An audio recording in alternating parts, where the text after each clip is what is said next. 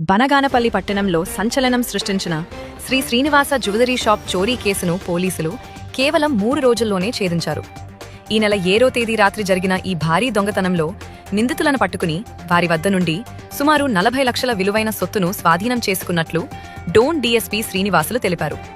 తెలంగాణ రాష్ట్రానికి చెందిన ఒక ముఠా పథకం ప్రకారం బనగానపల్లిలోని జ్యువెలరీ షాపును టార్గెట్ చేసింది.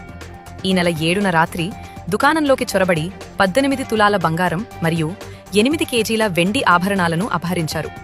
బాధితుల ఫిర్యాదు మేరకు రంగంలోకి దిగిన సిఐ ప్రవీణ్ కుమార్, ఎస్ఐలు దుగ్గిరెడ్డి మరియు కల్పనలు సీసీ కెమెరాల ఫుటేజీని మరియు సెల్ఫోన్ సిగ్నల్స్ను క్షుణ్ణంగా పరిశీలించారు. ఈ క్రమంలో నిందితులు తెలంగాణకు చెందిన వారిగా గుర్తించి గాలింపు చేపట్టారు. బుధవారం పాణ్యం స్టీల్ ప్లాంట్ వద్ద నిందితులు బాలాజీ, ఇమ్రాన్, ఇబ్రహీం, నజీర్, సైదుల్లా మరియు మహమ్మద్ పాషాలను పోలీసులు అరెస్ట్ చేశారు.